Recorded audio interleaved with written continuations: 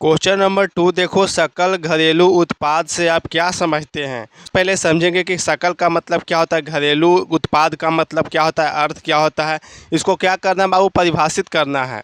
सकल का मतलब बाबू सभी, कुल, और घरेलू का मतलब घर का। तो यहाँ पे हम अपना भारत देश को क्या समझेंगे, घर समझेंगे। अपने भारत देश है ना बच्चों, जो अपने भारत देश के सीमा के अंदर जितने भी राज्य है उसको क्या समझेंगे, अपना घर समझेंगे। और उत्पाद का मतलब किसी भी चीज़ का, किसी भी वस्तु का उत्पादन करना, निर्माण करना। जैसे खेतों से किसान क्या करते हैं, फसलों का उत्पादन करते हैं, गेहूं, मक्का, चावल का उत्पादन करते हैं। फैक्ट्रियों में कलम, कॉपी इत्यादि का निर्माण होता है। तो यही क्या हो गया, उत्पाद हो गया।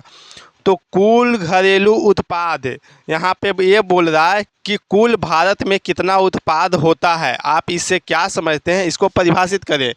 उत्तर में देखो, किसी देश के अंदर एक वर्ष की अवधि में उत्पादित वस्तुओं एवं सेवाओं के कुल मौद्रिक मूल्य को सकल घरेलू उत्पाद यानी कि ग्रॉस डोमेस्टिक प्रोडक्ट कहा जाता है।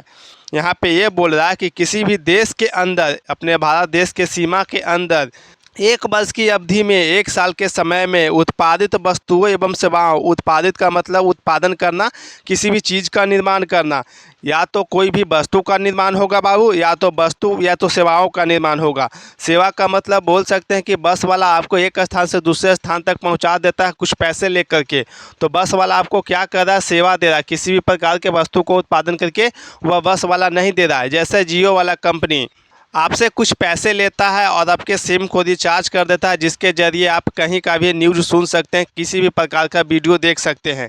तो यह जियो वाला कंपनी आपको क्या दे रहा है, सेवा दे रहा है। किसी भी प्रकार का वस्तु का उत्पादन करके नहीं दे रहा। तो यही क्या हो गया, सेवा हो गया, सर्विस हो गया।